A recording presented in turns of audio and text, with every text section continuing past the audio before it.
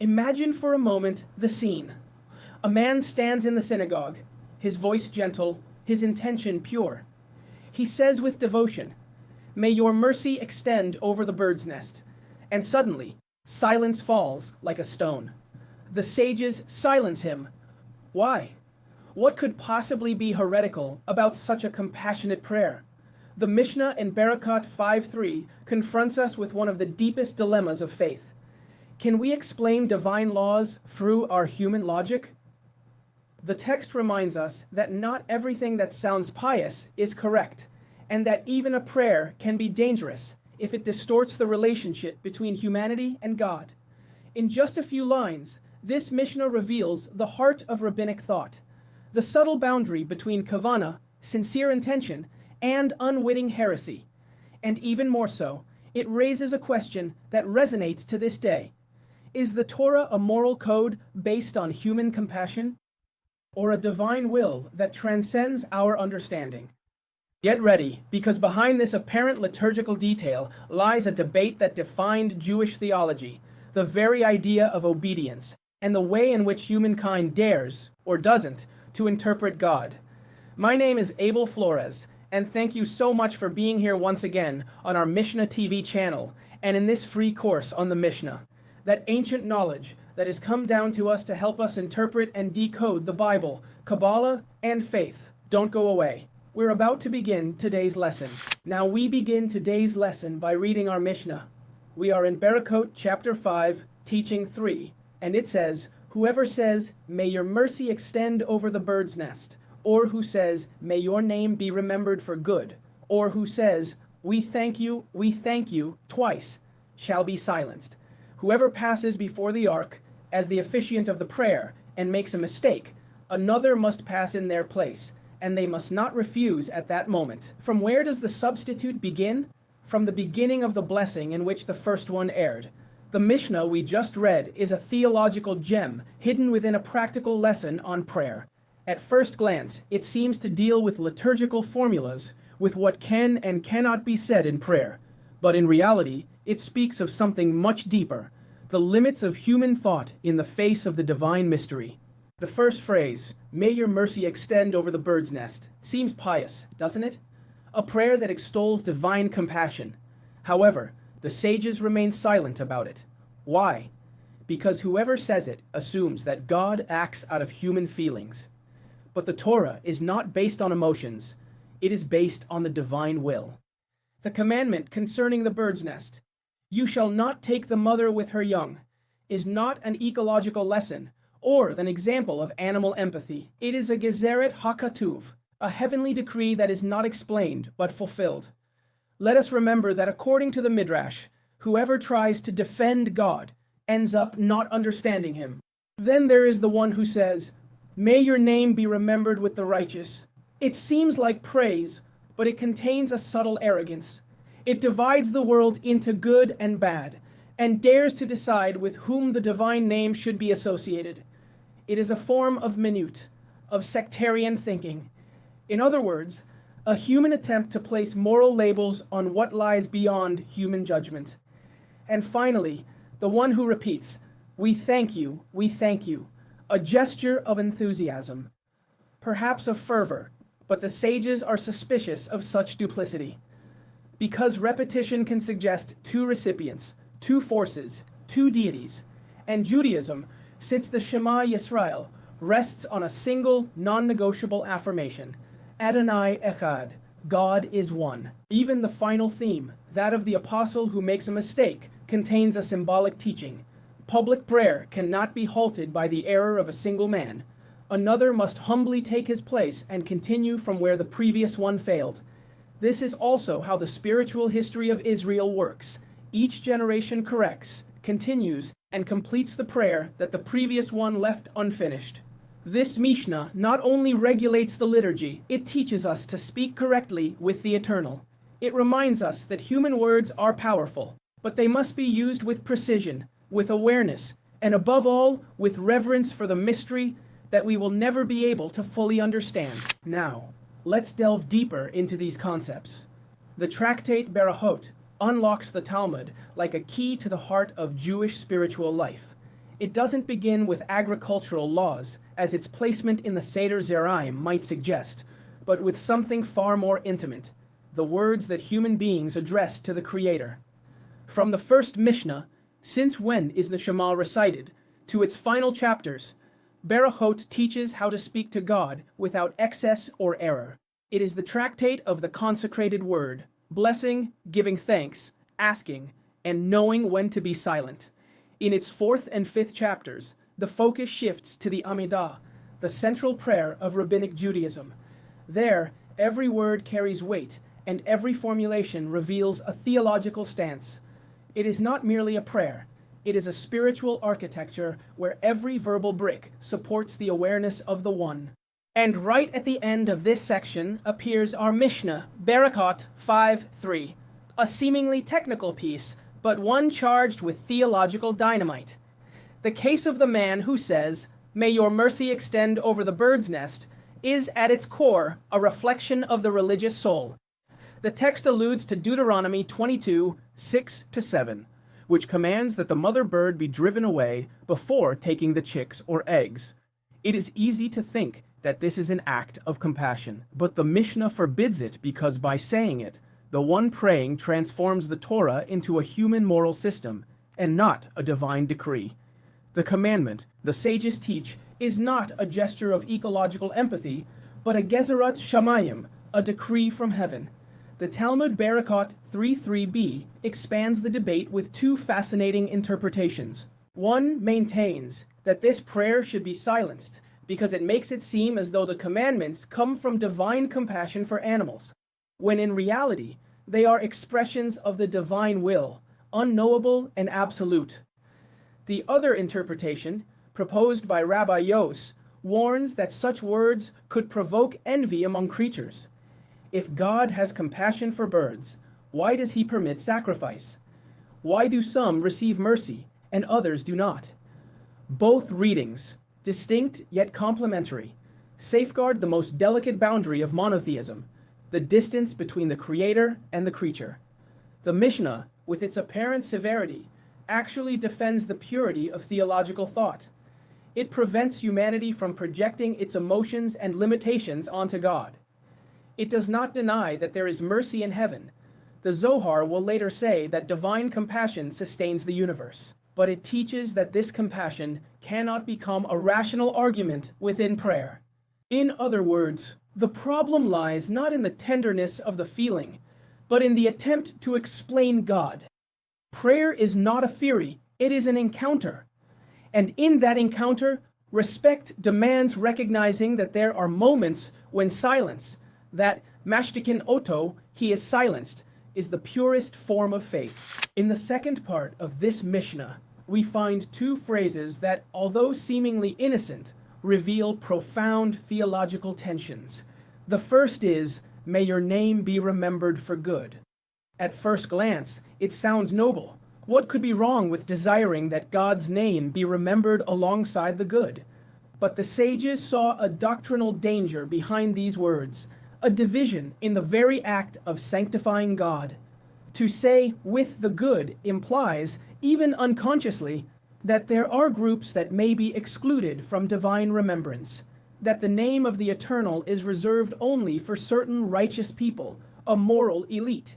In rabbinic language, this is called minut, heresy, because it introduces duality where there should only be unity. The God of Israel is not the God of the good, nor the judge of the wicked. He is the creator of all. His holiness does not depend on human merit. This care with words was not merely theoretical. During the Second Temple period, and in the centuries that followed, heretical movements arose, Gnostics, early Judeo-Christians, and even dualist sects, that spoke of two deities, one of light and one of darkness, one of justice and one of mercy. Therefore, the sages were rigorous. Any hint of separation had to be eradicated from liturgical language. In prayer, there is no place for us and them, but only for the one who transcends all division. Then comes the phrase, "We thank you, we thank you." Said with enthusiasm, it might seem like excessive devotion, but in the context of the temple, where every word carried ritual weight, this duplication raised suspicions. The Talmud in Berakhot 33b explains that whoever repeats it should be silenced because it seems to acknowledge two divine powers, shtei reshuyot, and to admit two powers is to deny the very essence of monotheism. Rabbinic Judaism struggled for centuries against all forms of dualistic thought. Therefore, even in the smallest detail of prayer, it safeguarded the unity of the name. Every word had to uphold the central tenet of faith, Shema Yisrael, Adonai Eloheinu, Adonai Echad. The purity of prayer lies not only in the fervor of the heart, but also in the precision of the language. Finally, the Mishnah concludes with a lesson on spiritual leadership. The Shaliach Tzibor, the one who passes before the ark, represents the entire community before the Creator. If he makes a mistake, another must take his place without delay, not as punishment, but out of respect for the continuity of prayer. The substitute does not begin from the beginning, but from the blessing where the previous one failed. Thus, prayer does not stop. It continues to flow, like the river of generations that sustain the faith without interruption. It is a powerful image. In the liturgy, as in history, no one possesses the prayer completely. Each person takes their turn before the ark, repairs the mistakes of the previous one, and continues the eternal conversation between Israel and its God. Classical commentaries on this Mishnah reveal how carefully the sages weighed every word of the prayer, aware that the liturgy involves not only the faith of the individual, but also the theology of an entire people. Rashi, ever precise, explains that the error of speaking about the bird's nest lies in humanizing God. Attributing human emotions or reasoning to the commandments, he says, is a way of reducing the divine to the psychological. The mitzvot do not arise from human compassion. They are decrees of an order that transcends reason. Maimonides, in the Guide for the Perplexed, chapter 3, verse 48, offers a more philosophical but no less rigorous reading. He acknowledges that many commandments have a moral or educational purpose, but even so, he cites this passage to underscore an essential boundary. Although reason may seek the meaning of the precepts, that meaning should never be expressed as a liturgical argument. In prayer, man does not theorize about God. He submits to him. Tosafot refined the analysis with a practical distinction. If someone utters these phrases outside of the Amidah, they are not silenced. The problem arises when these words are inserted into public prayer, where the officiant represents not only his personal thoughts, but those of the entire community of Israel. The liturgy is not a space for theological experimentation. The Zohar, on the other hand, transforms the apparent prohibition into a mystical vision. It interprets the bird's nest as a symbol of the cosmic balance between din, judgment, and rajamim, mercy. According to the Zohar 397b, the act of banishing the mother represents the mystery of the flow between the worlds, the moment when mercy rises and judgment descends, generating harmony in creation. It is not a matter of denying divine compassion, but of understanding that its root lies beyond human morality. In short, this Mishnah contains a disciplined and at the same time profoundly spiritual theology. It teaches that the liturgy is not a laboratory for doctrinal creativity, but a sanctuary of precision and reverence. The mitzvot are not publicly rationalized. They are faithfully fulfilled. Monotheism is defended not only in the idea of a single God, but also in the way he is named. An improper duplication, a misplaced word, can break the purity of sacred language. And finally, the halakhic principle of Shaliach Tzibur becomes an ethical lesson for all time. Whoever leads the prayer must do so with humility and precision. If they fail, another takes their place without pride or delay, because the service to God never stops because of a person's error. In modern practice, in both Orthodox and conservative communities, this Mishnah continues to define the boundary between emotion and structure, between devotion and theology.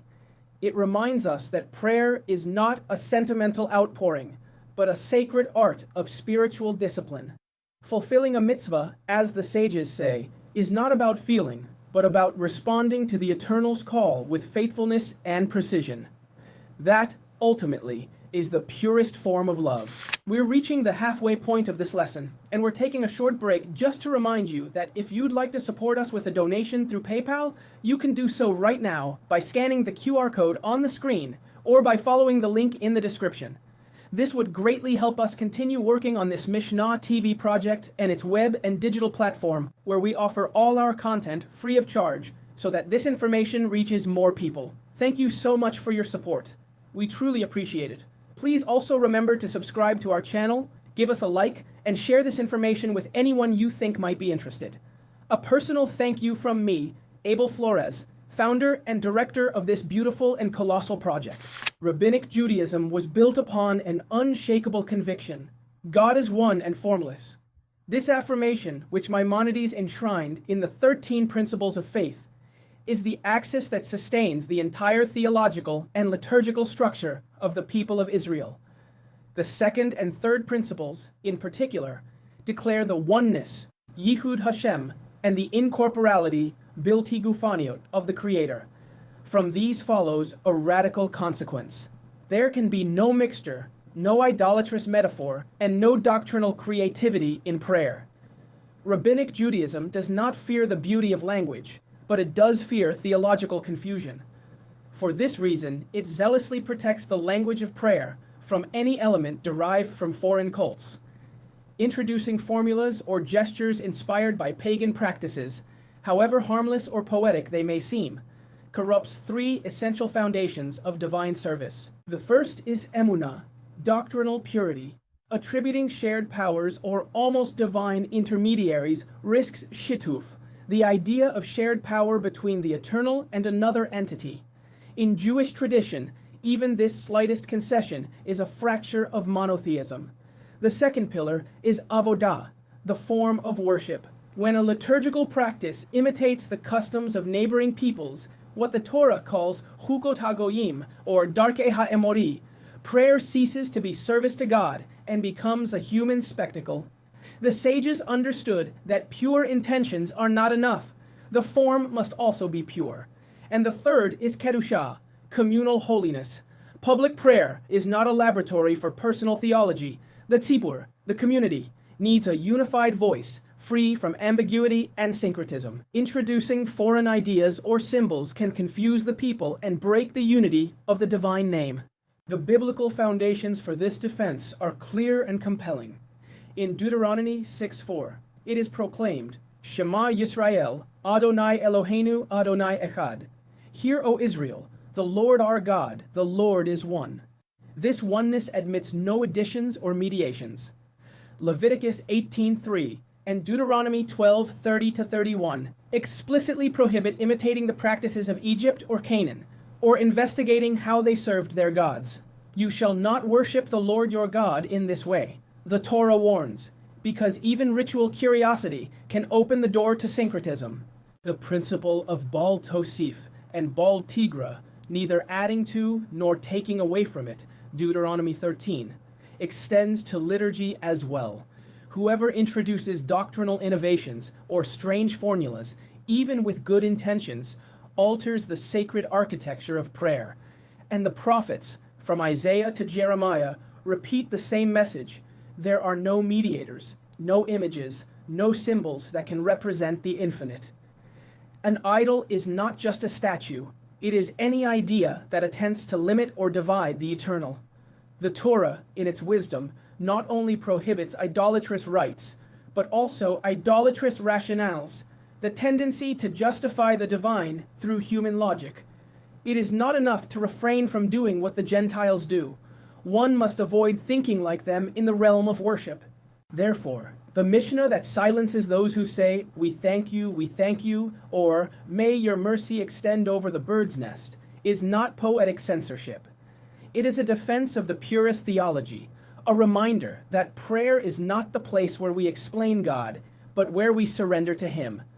In that silence imposed by the sages lies hidden the highest voice of monotheism, the voice that says, without words, Adonai Echad. Today we will build a fence, not of stone, but of words. A fence that protects the oneness of God and the purity of prayer. The sages called it Gadar, a fence, and its planks are laws, cases, and criteria that should be understood calmly. First, the Talmudic safeguards. Shabbat 67a, Sanhedrin 52b, Avodah Zarah 11a and 29b combat ritual fads and superstitions that reek of strange cults. From this arises the rule of hukot ha-goyim and darkei ha-emery. If a practice lacks a universal medical, aesthetic, or civic justification and bears a cultic imprint, it is prohibited. Intention matters, yes, but so does appearance.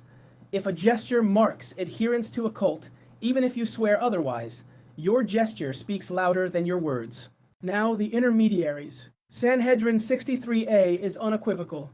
Praying to or worshipping any other being is forbidden, even if God is acknowledged as supreme. This is called shituf, the association of powers. In public prayer, even poetic texts that seem to be addressed to angels, such as Meknesei Rachamim, bearers of mercy, were discouraged by many poskim. The reason? To avoid confusion. In communal prayer, there is no third-party spiritual messaging. One speaks to the king, not to the palace bellboy. Maimonides transforms these insights into a system. In Hilchat Avodat Kochavim 1-3, he defines idolatry and erects barriers against syncretism.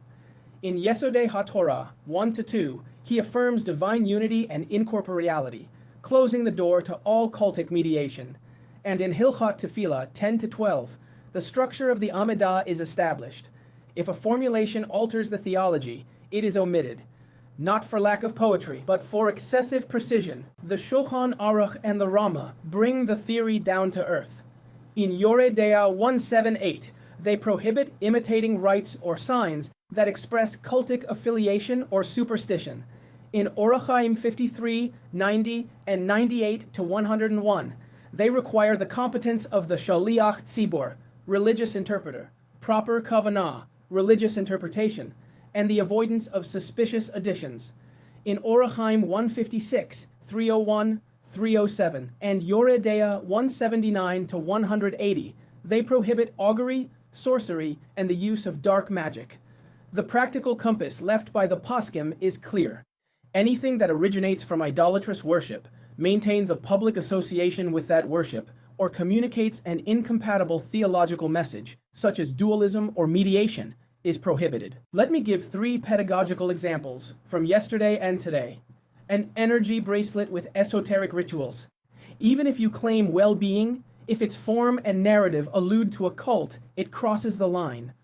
A liturgical chant that invokes forces or spirits alongside the name, however beautiful it may sound, it introduces shituf. A bodily gesture taken from pagan ceremonies to enhance prayer. If it signifies belonging, the prayer is weakened. Holiness needs no amplifiers. The central idea is simple and demanding. Monotheism is protected not only in its content, but also in its form. Emunah without precise avoda unravels. Avoda without communal kedusha becomes mere theater.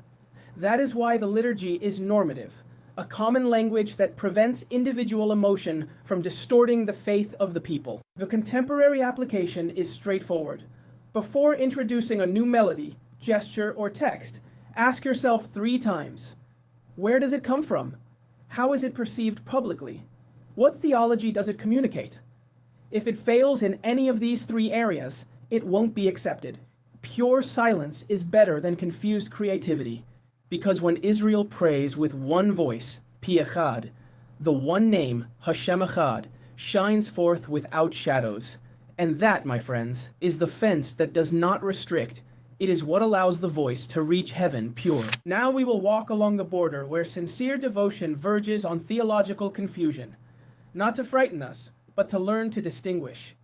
In gray areas, the first rule is this: when form risks betraying substance, we stop, observe, and evaluate rigorously. Regarding melodies and aesthetics, music can be a noble vehicle if it is neutral and universalizable.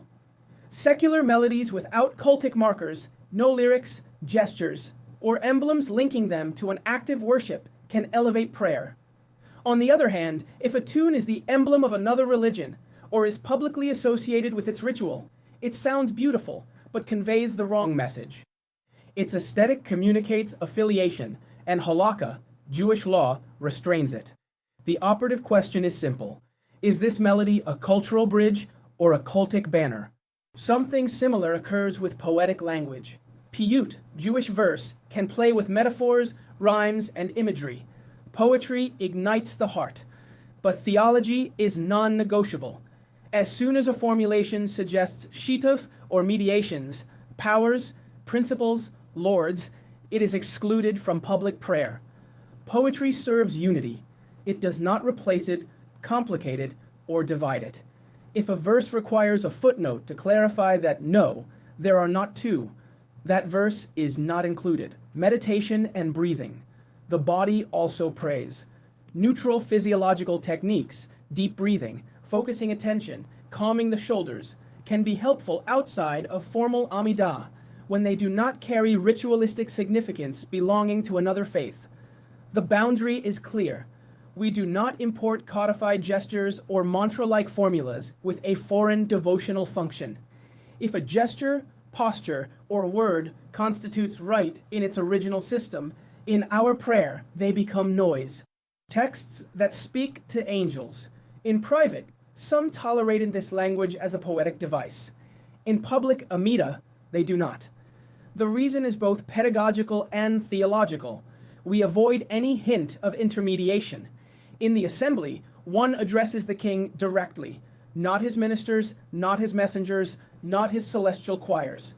The purity of monotheism requires a clear line of communication. Let us now look to history to understand why these barriers are not a whim, but a reminder. In the Hellenistic period, Greco-Egyptian symbols seduced more than one person. The response was to reaffirm the Shema and prohibit images. The one name is not divided among statues. In the Middle Ages, contact with Neoplatonism and Gnostic currents prompted Maimonides to forcefully codify incorporeality and oneness. No form, no partners, no intermediate essences. In times of misguided messianism, liturgical experiments raised alarms, and the rabbis erected safeguards. The motion without structure can set the sanctuary ablaze. In modern times, choral music, vernacular languages, and new aesthetics entered through the right door when they functioned as a vehicle, not as theology, without any trace of foreign worship or ambiguous messages. So how do we evaluate each gray area? With a three-pronged lens: origin, public association, and message. First, where does this practice, melody, gesture, or text come from? If its origin is idolatrous worship, stop. Second, how is it perceived publicly today? If the world recognizes it as an emblem of another cult, even if you don't feel that way, it's best not to. Third, what theology does it communicate, explicitly or implicitly? If it suggests dualism, mediation, or powers, alongside the eternal, it's excluded. When all three answers are clear, the path is open. When one fails, the fence protects. Let me close with a simple image. Tefillah is like an old violin. It sounds best when we don't overload it.